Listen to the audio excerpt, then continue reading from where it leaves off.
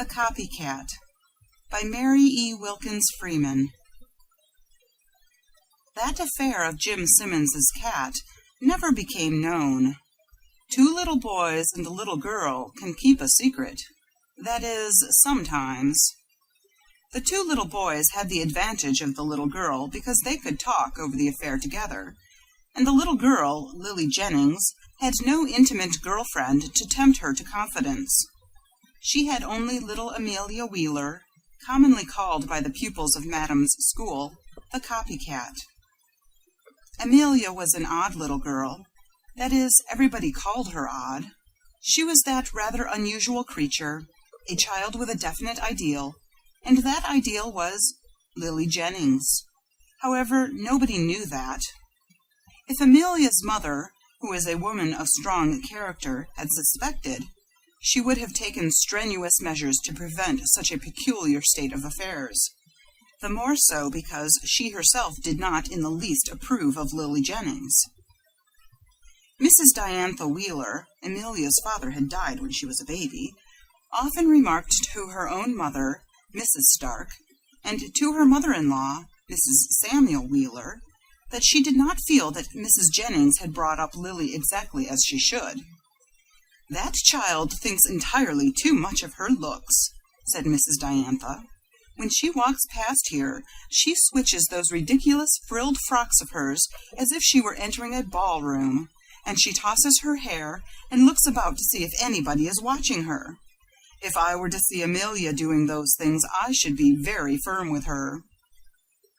"Lily Jennings is a very pretty child," said mother-in-law Wheeler, with an under-meaning, and Mrs. Diantha flushed. Amelia did not in the least resemble the Wheelers, who were a handsome set. She looked remarkably like her mother, who was a plain woman, only little Amelia did not have a square chin. Her chin was pretty and round, with a little dimple in it. In fact, Amelia's chin was the prettiest feature she had. Her hair was phenomenally straight. It would not even yield to hot curling irons, which her grandmother Wheeler had tried surreptitiously several times when there was a little girls' party. "I never saw such hair as that poor girl has in all my life," she told the other grandmother, Mrs. Stark. "Have the Starks always had such very straight hair?" Mrs. Stark stiffened her chin. Her own hair was very straight. "I don't know," said she, "that the Starks have had any straighter hair than other people. If Amelia does not have anything worse to contend with than straight hair, I rather think she will get along in the world as well as most people." "It's thin, too," said Grandmother Wheeler, with a sigh, "and it hasn't a mite of color. Oh, well, Amelia is a good child, and beauty isn't everything." Grandmother Wheeler said this as if beauty were a great deal, and Grandmother Stark arose and shook out her black silk skirts. She had money, and loved to dress in rich black silks and laces. "It is very little indeed," said she, and she eyed Grandmother Wheeler's lovely old face, like a wrinkled old rose as to color, faultless as to feature, and swept about by the loveliest wave of shining silver hair. Then she went out of the room, and Grandmother Wheeler, left alone, smiled. She knew the worth of beauty for those who possess it, and those who do not. She had never been quite reconciled to her son's marrying such a plain girl as Diantha Stark, although she had money. She considered beauty on the whole as a more valuable asset than mere gold. She regretted always that poor little Amelia, her only grandchild, was so very plain-looking. She always knew that Amelia was very plain, and yet sometimes the child puzzled her. She seemed to see reflections of beauty, if not beauty itself, in the little colorless face, in the figure with its 2 large joints and utter absence of curves. She sometimes even wondered privately if some subtle resemblance to the handsome Wheelers might not be in the child and yet appear. But she was mistaken. What she saw was a mere mimicry of a beautiful ideal. Little Amelia tried to stand like Lily Jennings. She tried to walk like her. She tried to smile like her. She made endeavors, very often futile, to dress like her. Mrs. Wheeler did not in the least approve of furbelows for children. Poor little Amelia went clad in severe simplicity. Durable woolen frocks in winter, and washable, unfadable, and non-soil-showing frocks in summer. She, although her mother had perhaps more money wherewith to dress her than had any of the other mothers, was the plainest-clad little girl in school. Amelia, moreover, never tore a frock, and, as she did not grow rapidly, one lasted several seasons. Lily Jennings was destructive, although dainty. Her pretty clothes were renewed every year. Amelia was helpless before that problem. For a little girl burning with aspirations to be and look like another little girl, who was beautiful and wore beautiful clothes, to be obliged to set forth for Madam's on a lovely spring morning when thin attire was in evidence, dressed in dark blue and white checked gingham, which she had worn for 3 summers, and with sleeves which, even to childish eyes, was a trial. Then, to see Lily flutter in a flock like a perfectly new white flower was torture. Not because of jealousy. Amelia was not jealous. But she so admired the other little girl, and so loved her, and so wanted to be like her. As for Lily, she hardly ever noticed Amelia. She was not aware that she herself was an object of adoration, for she was a little girl who searched for admiration in the eyes of little boys rather than little girls, although very innocently. She always glanced slyly at Johnny Trumbull when she wore a pretty new frock, to see if he noticed. He never did, and she was sharp enough to know it. She was also child enough not to care a bit, but to make a queer pleasure in the sensation of scorn which she felt in consequence. She would eye Johnny from head to foot, his boy's clothing somewhat spotted, his bulging pockets, his always dusty shoes, and when he twisted uneasily, not understanding why, she had a thrill of purely feminine delight. It was on one such occasion that she first noticed Amelia Wheeler particularly. It was a lovely warm morning in May, and Lily was a darling to behold. In a big hat with a wreath of blue flowers, her hair tied with enormous blue silk bows, her short skirts frilled with eyelet embroidery, her slender silk legs, her little white sandals.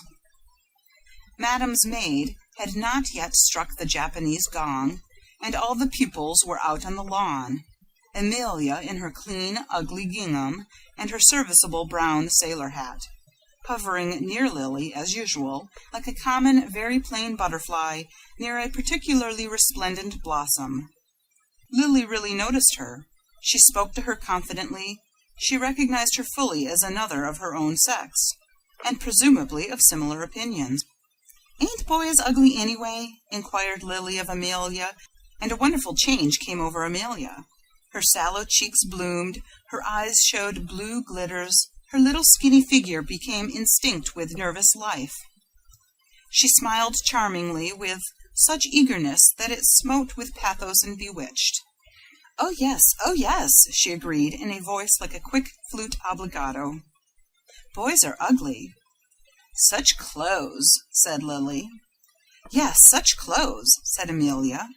"Always spotted," said Lily. "Always covered all over with spots," said Amelia. "And their pockets always full of horrid things," said Lily. "Yes," said Amelia. Amelia glanced openly at Johnny Trumbull, Lily with a sidewise effect. Johnny had heard every word. Suddenly he arose to action and knocked down Lee Westminster, and sat on him. "Let me up," said Lee. Johnny had no quarrel whatever with Lee. He grinned, but he sat still. Lee, the sat-upon, was a sharp little boy. "Showing off before the gals?" he said in a thin whisper. "Hush up," returned Johnny. "Will you give me a writing pad? I lost mine, and Mother said I couldn't have another for a week if I did." "If I don't holler?" inquired Lee. "Yes, hush up." Lee lay still, and Johnny continued to sit upon his prostrate form. Both were out of sight of Madam's windows, behind a clump of the cedars which graced her lawn. "Always fighting," said Lily, with a fine crescendo of scorn. She lifted her chin high and also her nose. "Always fighting," said Amelia, and also lifted her chin and nose. Amelia was a born mimic. She actually looked like Lily, and she spoke like her. Then Lily did a wonderful thing. She doubled her soft little arm into an inviting loop of Amelia's little claw of a hand. "Come along, Amelia Wheeler," she said. "We don't want to stay near horrid fighting boys. We will go by ourselves." And they went. Madam had a headache that morning, and the Japanese gong did not ring for 15 minutes longer. During that time, Lily and Amelia sat together on a little rustic bench under a twinkling poplar. And they talked, and a sort of miniature sun and satellite relation was established between them, although neither was aware of it. Lily, being on the whole a very normal little girl, and not disposed to even a full estimate of herself as compared with others of her own sex, did not dream of Amelia's adoration, and Amelia, being rarely destitute of self-consciousness, did not understand the whole scope of her own sentiments. It was quite sufficient that she was seated close to this wonderful Lily, and agreeing with her to the verge of immolation.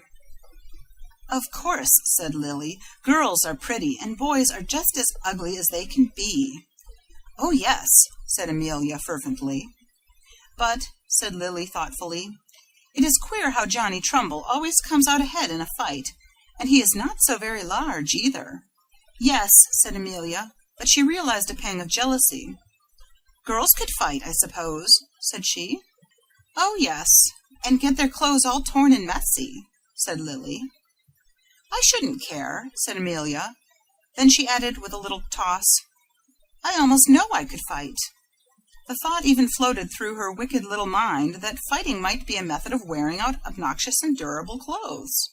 "You!" said Lily, and the scorn in her voice wilted Amelia. "Maybe I couldn't," said she. "Of course you couldn't, and if you could, what a sight you'd be. Of course, it wouldn't hurt your clothes as much as some, because your mother dresses you in strong things, but you'd be sure to get black and blue, and what would be the use, anyway? You couldn't be a boy if you did fight." "No, I know I couldn't." "Then what is the use? We are a good deal prettier than boys, and cleaner, and have nicer manners, and we must be satisfied." "You are prettier," said Amelia, with a look of worshipful admiration at Lily's sweet little face. "You are prettier," said Lily. Then she added equivocally, "Even the very homeliest girl is prettier than a boy." Poor Amelia! It was a good deal for her to be called prettier than a very dusty boy in a fight. She fairly dimpled with delight, and again she smiled charmingly. Lily eyed her critically. "You aren't so very homely after all, Amelia," she said. "You needn't think you are." Amelia smiled again. "When you look like you do now, you are real pretty," said Lily, not knowing or even suspecting the truth, that she was regarding in the face of this little ardent soul her own, as in a mirror. However, it was after that episode that Amelia Wheeler was called Copycat. The two little girls entered Madam's select school arm in arm when the musical gong sounded, and behind them came Lee Westminster and Johnny Trumbull, surreptitiously dusting their garments. And ever after, the fact of Amelia's adoration and imitation of Lily Jennings was evident to all. Even Madam became aware of it, and held conferences with two of the under-teachers. "It is not at all healthy for one child to model herself so entirely upon the pattern of another," said Miss Parmalee. "Most certainly it is not," agreed Miss Acton, the music teacher. "Why, that poor little Amelia Wheeler had the rudiments of a fairly good contralto. I had begun to wonder if the poor child might not be able at least to sing a little, and so make up for other things. And now she tries to sing high like Lily Jennings, and I simply cannot prevent it. She has heard Lily play, too, and has lost her own touch, and now it is neither one thing nor the other." "I might speak to her mother," said Madam thoughtfully. Madam was American-born, but she was married to a French gentleman, long since deceased, and his name sounded well on her circulars. She and her two under-teachers were drinking tea in her library. Miss Parmalee, who was a true lover of her pupils, gasped at Madam's proposition. "Whatever you do, please do not tell that poor child's mother," said she. "I do not think it would be quite wise, if I may venture to express an opinion," said Miss Acton, who was a timid soul, and always inclined to shy at her own ideas. "But why?" asked Madame. "Her mother," said Miss Parmalee, "is a quite remarkable woman with great strength of character, but she would utterly fail to grasp the situation. I must confess," said Madame, sipping her tea, "why any child, not an absolute idiot, should so lose her own identity in another's absolutely bewilders me. I never heard of such a case." Miss Parmalee, who had a sense of humor, laughed a little. "It is bewildering," she admitted, "and now the other children see how it is and call her copycat to her face, and she does not mind. I doubt if she understands, and neither does Lily, for that matter. Lily Jennings is full of mischief, but she moves in straight lines. She is not conceited or self-conscious, and she really likes Amelia, without knowing why." "I fear Lily will lead Amelia into mischief," said Madame, "and Amelia has always been such a good child." "Lily will never mean to lead Amelia into mischief," said loyal Miss Parmalee. "But she will," said Madame. "If Lily goes, I cannot answer for Amelia's not following," admitted Miss Parmalee. "I regret it all very much indeed," sighed Madame, "but it does seem to me still that Amelia's mother would not even believe it in the first place," said Miss Parmalee. "Well, there is something in that," admitted Madame. "I myself could not even imagine such a situation. I would not know of it now, if you and Miss Acton had not told me. There is not the slightest use in telling Amelia not to imitate Lily, because she does not know that she is imitating her," said Miss Parmalee. "If she were to be punished for it, she could never comprehend the reason." "That is true," said Miss Acton. "I realize that when the poor child squeaks instead of singing. All I could think of this morning was a little mouse caught in a trap when she could not see. She does actually squeak, and some of her low notes, although, of course, she is only a child, she has never attempted much, promise to be very good." "She will have to squeak for all I can see," said Miss Parmalee. "It looks to me like one of those situations that no human being can change for better or worse." "I suppose you are right," said Madame, "but it is most unfortunate, and Mrs. Wheeler is such a superior woman, and Amelia is her only child, and this is such a very subtle and regrettable affair. Well, we have to leave a great deal to Providence." "If," said Miss Parmalee, "she could only get angry when she is called copycat." Miss Parmalee laughed, and so did Miss Acton. Then all the ladies had their cups refilled, and left Providence to look out for poor little Amelia Wheeler, in her mad pursuit of her ideal in the shape of another little girl, possessed of the exterior graces which she had not. Meantime, the little copycat had never been so happy. She began to improve in her looks also. Her grandmother Wheeler noticed it first, and spoke of it to Grandmother Stark. "That child may not be so plain after all," she said. "I looked at her this morning when she started for school, and I thought for the first time that there was a little resemblance to the Wheelers." Grandmother Stark sniffed, but she looked gratified. "I have been noticing it for some time," she said. "But as for looking like the Wheelers, I thought this morning for a minute that I actually saw my poor dear husband looking at me out of that blessed child's eyes." Grandmother Wheeler smiled her little aggravating curved pink smile. But even Mrs. Diantha began to notice the change for the better in Amelia. She, however, attributed it to an increase of appetite, and a system of deep breathing which she had herself taken up and enjoined Amelia to follow. Amelia was following Lily Jennings instead, but that her mother did not know. Still, she was gratified to see Amelia's little sallow cheeks taking on pretty curves and a soft bloom. And she was more inclined to listen when Grandmother Wheeler ventured to approach the subject of Amelia's attire. "Amelia would not be so bad-looking if she were better dressed, Diantha," said she. Diantha lifted her chin, but she paid heed. "Why, does not Amelia dress perfectly well, Mother?" she inquired. "She dresses well enough, but she needs more ribbons and ruffles." "I do not approve of so many ribbons and ruffles," said Mrs. Diantha. "Amelia has perfectly neat, fresh black or brown ribbons for her hair, and ruffles are not sanitary." "Ruffles are pretty, and blue and pink are pretty colors. Now, that Jennings girl looks like a little picture." But that last speech of Grandmother Wheeler's undid all the previous good. Mrs. Diantha had an unacknowledged, even to herself, disapproval of Mrs. Jennings, which dated far back in the past, for a reason which was quite unworthy of her and of her strong mind.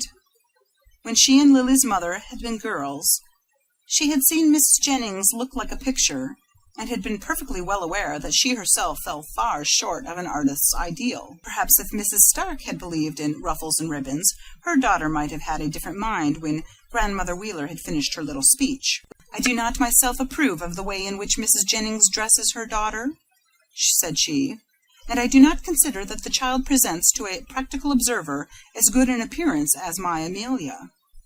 Grandmother Wheeler had a temper. It was a childish temper, and soon over. Still a temper.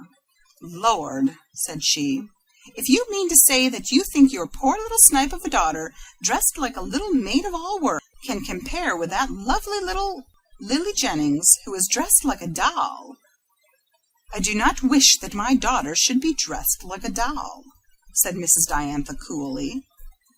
"Well, she certainly isn't," said Grandmother Wheeler. "Nobody would ever take her for a doll as far as looks or dress are concerned. She may be good enough. I don't deny that Amelia is a good little girl, but her looks could be improved on." "Looks matter very little," said Mrs. Diantha. "They matter very much," said Grandmother Wheeler pugnaciously, her blue eyes taking on a peculiar opaque glint, as always when she lost her temper. "Very much indeed. But looks can't be helped. If poor little Amelia wasn't born with pretty looks, she wasn't. But she wasn't born with such ugly clothes. She might be better dressed." "I dress my daughter as I consider best," said Mrs. Diantha. Then she left the room. Grandmother Wheeler sat for a few minutes, her blue eyes opaque, her little pink lips a straight line. Then suddenly her eyes lit, and she smiled. "Poor Diantha," she said. "I remember how Henry used to like Lily Jennings's mother before she married Diantha. Sour grapes hang high." But Grandmother Wheeler's beautiful old face was quite soft and gentle. From her heart she pitied the reacher after those high-hanging grapes, for Mrs. Diantha had been very good to her. Then Grandmother Wheeler, who had a mild persistency not evident to a casual observer, began to make plans and lay plots. She was resolved, Diantha or not, that her granddaughter, her son's child, should have some fine feathers. The little conference had taken place in her own room, a large, sunny one, with a little storeroom opening from it. Presently Grandmother Wheeler rose, entered the storeroom, and began rummaging in some old trunks. Then followed days of secret work. Grandmother Wheeler had been noted as a fine needlewoman, and her hand had not yet lost its cunning. She had one of Amelia's ugly little ginghams, purloined from a closet, for size, and she worked 2 or 3 dainty wonders. She took Grandmother Stark into her confidence. Sometimes the two ladies, by reason of their age, found it possible to combine their good results. "Your daughter Diantha is one woman in 1,000, said Grandmother Wheeler diplomatically one day, "but she never did care much for clothes." "Diantha," returned Grandmother Stark, with a suspicious glance, "always realized that clothes were not the things that mattered." "And of course she is right," said Grandmother Wheeler piously. "Your Diantha is one woman in 1,000. If she cared as much for fine clothes as some women, I don't know where we should all be. It would spoil poor little Amelia." "Yes, it would," assented Grandmother Stark. "Nothing spoils a little girl more than always to be thinking about her clothes." "Yes, I was looking at Amelia the other day, and thinking how much more sensible she appeared in her plain gingham than Lily Jennings in all her ruffles and ribbons. Even if people were all noticing Lily and praising her, thinks I to myself, how little difference such things really make. Even if our dear Amelia does stand to one side, and nobody notices her, What real matter is it?" Grandmother Wheeler was inwardly chuckling as she spoke. Grandmother Stark was at once alert. "Do you mean to say that Amelia is really not taken so much notice of because she dresses plainly?" said she. "You don't mean that you don't know it, as observant as you are," replied Grandmother Wheeler. "Diantha ought not to let it go as far as that," said Grandmother Stark. Grandmother Wheeler looked at her queerly. "Why do you look at me like that?" "Well, I did something I feared I ought not to have done, and I didn't know what to do, but your speaking so makes me wonder." "Wonder what?" Then Grandmother Wheeler went to her little storeroom and emerged bearing a box. She displayed the contents, 3 charming little white frocks, fluffy with lace and embroidery. "Did you make them?" "Yes, I did. I couldn't help it. I thought if the dear child never wore them, it would be some comfort to know that they were in the house." "That one needs a broad blue sash," said Grandmother Stark. Grandmother Wheeler laughed. She took her impecuniosity easily. "I had to use what I had," said she. "I will get a blue sash for that one," said Grandmother Stark, "and a pink sash for that, and a flowered one for that." "Of course that will make all the difference," said Grandmother Wheeler. "Those beautiful sashes will really make the dresses." "I will get them," said Grandmother Stark with decision. "I will go right down to Man's Brothers' store now and get them." "Then I will make the bows and sew them on," replied Grandmother Wheeler happily. It thus happened that little Amelia Wheeler was possessed of 3 beautiful dresses, although she did not know it. For a long time neither of the 2 conspiring grandmothers dared divulge the secret. Mrs. Diantha was a very determined woman, and even her own mother stood somewhat in awe of her. Therefore little Amelia went to school during the spring term, soberly clad as ever, and even on the festive last day wore nothing better than a new blue gingham, made too long to allow for shrinkage, and new blue hair ribbons. The 2 grandmothers almost wept in secret conclave over the lovely frocks which were not worn. "I respect Diantha," said Grandmother Wheeler. "You know that. She is one woman in 1,000, but I do hate to have that poor child go to school today with so many to look at her, and she dressed so unlike all the other little girls." "Diantha has got so much sense it makes her blind and deaf," declared Grandmother Stark. "I call it a shame if she is my daughter." "Then you don't venture—" Grandmother Stark reddened. She did not like to own to awe of her daughter. "I venture, if that is all," she said tartly. "You don't suppose I am afraid of Diantha? But she would not let Amelia wear one of the dresses anyway, and I don't want the child made any unhappier than she is."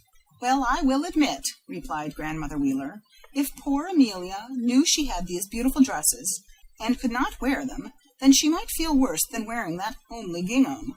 "Gingham!" fairly snorted Grandmother Stark. "I cannot see why Diantha thinks so much of gingham. It shrinks, anyway." Poor little Amelia did undoubtedly suffer on that last day. When she sat among the others gaily clad, and looked down at her own common little skirts, she was very glad, however, that she had not been chosen to do any of the special things which would have necessitated her appearance upon the little flower-decorated platform. She did not know of the conversation between Madame and her 2 assistants. "I would have Amelia recite a little verse or 2, said Madame, "but how can I?" Madame adored dress, and had a lovely new one, of sheer dull blue stuff, that touches of silver for the last day.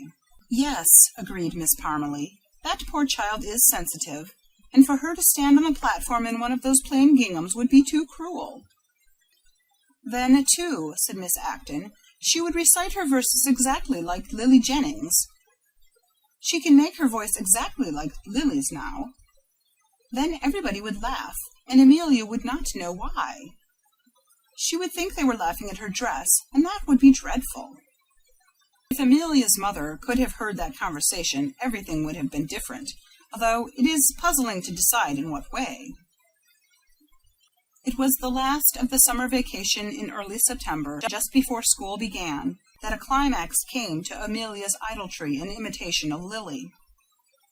The Jenningses had not gone away that summer, so the two little girls had been thrown together a good deal. Mrs. Diantha never went away during the summer. She considered it her duty to remain at home, and she was quite pitiless to herself when it came to a matter of duty. However, as a result, she was quite ill during the last of August and the 1st of September. The season had been unusually hot, and Mrs. Diantha had not spared herself from her duty on account of the heat. She would have scorned herself if she had done so. She could not, strong-minded as she was, avert something like a heat prostration after a long walk under a burning sun, nor weeks of confinement and idleness in her room afterward. When September came and a night or two of comparative coolness, she felt stronger. Still, she was compelled by most unusual weakness to refrain from her energetic trot in her duty path, and then it was that something happened. One afternoon, Lily fluttered over to Amelia's, and Amelia, ever on the watch, spied her. "May I go out and see Lily?" she asked Grandmother Stark. "Yes, but don't talk under the windows. Your mother is asleep." Amelia ran out. "I declare," said Grandmother Stark to Grandmother Wheeler, "I was half a mind to tell that child to wait a minute and slip on one of those pretty dresses. I hate to have her go on the street in that old gingham, with that Jennings girl dressed up like a wax doll. And now poor Diantha is so weak and asleep, it would not have annoyed her." "I know it." Grandmother Stark looked at Grandmother Wheeler. Of the two, she possessed a greater share of original sin compared with the size of her soul. Moreover, she felt at liberty to circumvent her own daughter. Whispering, she unfolded a daring scheme to the other grandmother, who stared at her aghast a second out of her lovely blue eyes, then laughed softly. "Very well," said she, "if you dare." "I rather think I dare," said Grandmother Stark. "Isn't Diantha Wheeler my own daughter?"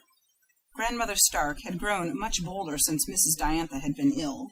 Meantime, Lily and Amelia walked down the street until they came to a certain vacant lot intersected by a footpath between tall, feathery grasses and goldenrod and aster and milkweed.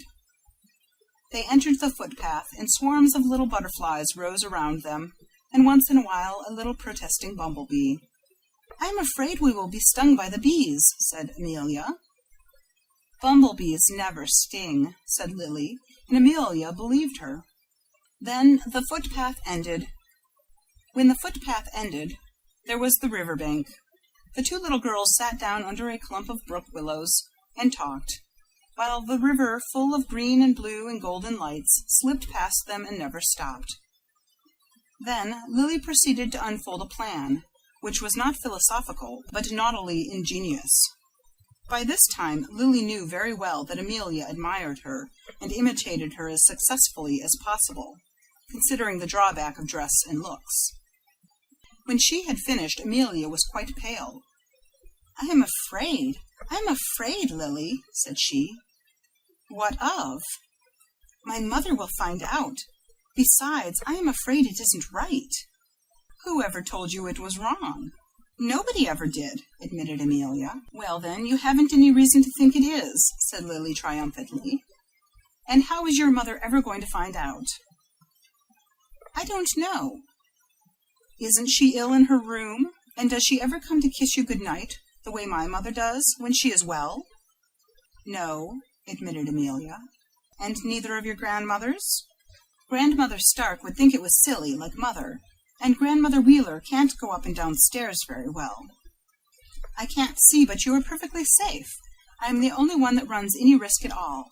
I run a great deal of risk, but I am willing to take it," said Lily with a virtuous air. Lily had a small but rather involved scheme simply for her own ends, which did not seem to call for much virtue, but rather the contrary. Lily had overheard Arnold Carruth and Johnny Trumbull and Lee Westminster and another boy, Jim Patterson, planning a most delightful affair, which even in the cases of the boys was fraught with danger, secrecy, and doubtful rectitude. Not one of the four boys had had a vacation from the village that summer, and their young minds had become charged, as it were, with the seeds of revolution and rebellion. Jim Patterson, the son of the rector, and of them all the most venturesome, had planned to take. He called it take. He meant to pay for it anyway, he said, as soon as he could shake enough money out of his nickel savings bank, one of his father's Plymouth Rock chickens, and have a chicken roast in the woods back of Dr. Trumbull's. He had planned for Johnny to take some ears of corn suitable for roasting from his father's garden, for Lee to take some cookies out of a stone jar in his mother's pantry, and for Arnold to take some potatoes. Then they four would steal forth, under cover of night, build a campfire, roast their spoils, and feast. Lily had resolved to be of the party. She resorted to no open methods. The stones of the fighting suffragettes were not for her, little honey-sweet curled and ruffled darling, rather the time-worn, if not time-sanctified weapons of her sex, little instruments of wiles and tiny dodges and tiny subterfuges which would serve her best. "You know," she said to Amelia, "you don't look like me. Of course you know that, and that can't be helped. But you do walk like me and talk like me. You know that, because they call you Copycat." "Yes, I know," said poor Amelia. "I don't mind if they call you Copycat," said Lily magnanimously. "I don't mind a bit. But you see, my mother always comes upstairs to kiss me good night after I have gone to bed, and tomorrow night she has a dinner party, and she will surely be a little late. And I can't manage unless you help me. I will get one of my white dresses for you, and all you have to do is climb out of your window into that cedar tree. You know you can climb down that because you are so afraid of burglars climbing up. And you can slip on my dress. You had better throw it out of the window and not try to climb in it, because my dresses tear awful easy, and we might get caught that way. Then you just sneak down to our house, and I shall be outdoors. And when you go upstairs, if the doors should be open, and anybody should call, you can answer just like me.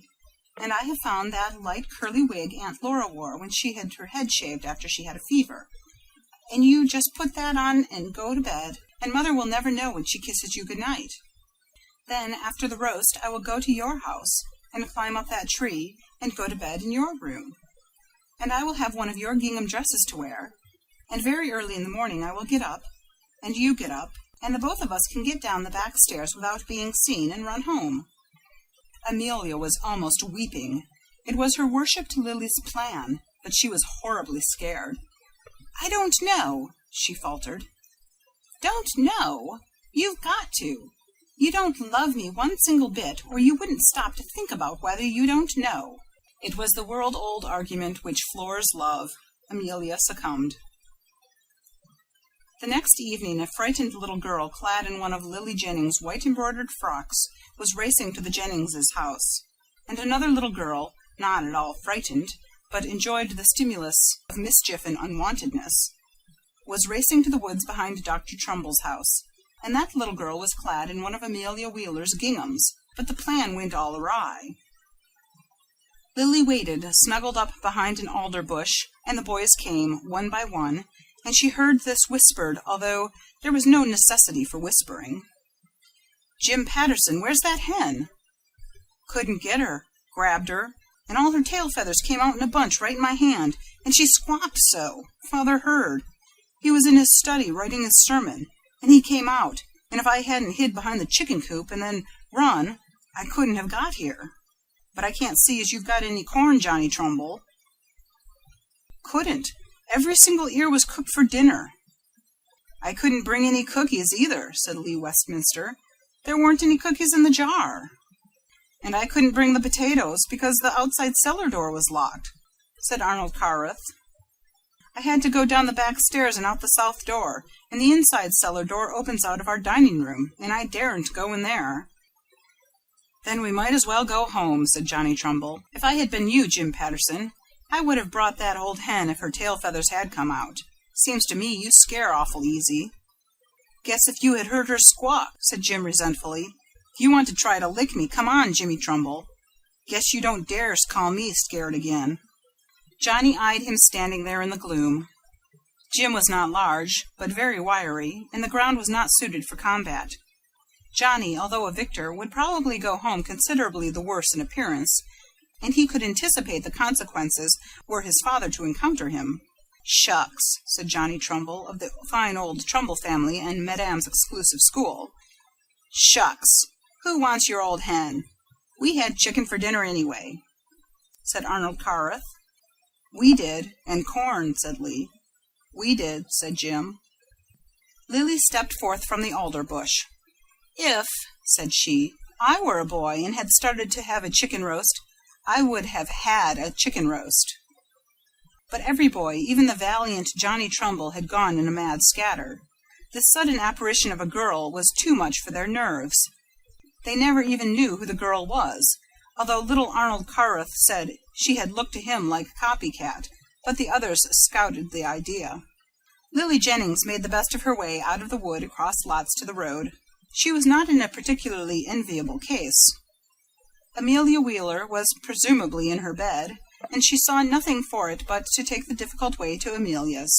Lily tore a great rent in the gingham going up the cedar tree, but that was nothing to what followed. She entered through Amelia's window, her prim little room, to find herself confronted by Amelia's mother in a wrapper. And her two grandmothers, Grandmother Stark, had over her arm a beautiful white embroidered dress. The two old ladies had entered the room in order to lay the white dress on a chair and take away Amelia's gingham, and there was no Amelia. Mrs. Diantha had heard the commotion and had risen, thrown on her wrapper, and come. Her mother had turned upon her. "It is all your fault, Diantha," she had declared. "My fault?" echoed Mrs. Diantha, bewildered. "Where is Amelia?"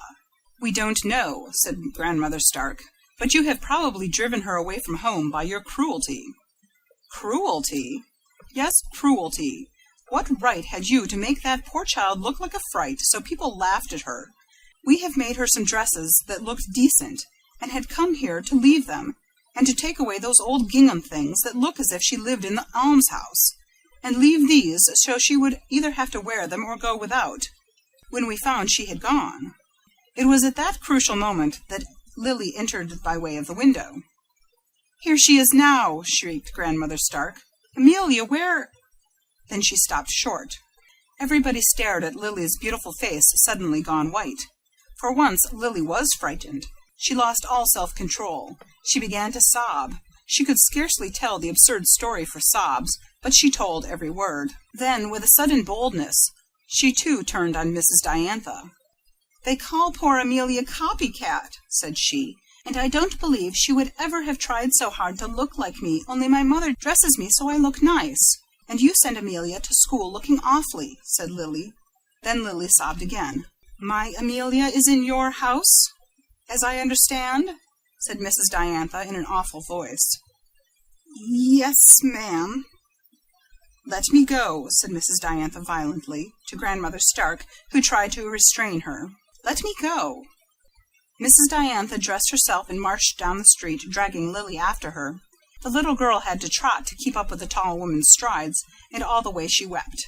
It was to Lily's mother's everlasting discredit, in Mrs. Diantha's opinion, but to Lily's wonderful relief, that when she heard the story, standing in the hall, in her lovely dinner dress, with the strains of music floating from the drawing-room, and cigar smoke floating from the dining-room, she laughed. When Lily said, "And there wasn't even any chicken roast, Mother," she nearly had hysterics. "If you think this is a laughing matter, Mrs. Jennings, I do not," said Mrs. Diantha, and again her dislike and sorrow at the sight of that sweet, mirthful face was over her. It was a face to be loved, and hers was not. "Why, I went upstairs and kissed the child good night, and never suspected," laughed Lily's mother. "I got Aunt Laura's curly light wig for her," explained Lily, and Mrs. Jennings laughed again. It was not long before Amelia in her gingham went home, led by her mother, who was trembling with weakness now. Mrs. Diantha did not scold, she did not speak, but Amelia felt with wonder her little hand held very tenderly by her mother's long fingers. When at last she was undressed and in bed, Mrs. Diantha looked very pale, kissed her, and so did both grandmothers.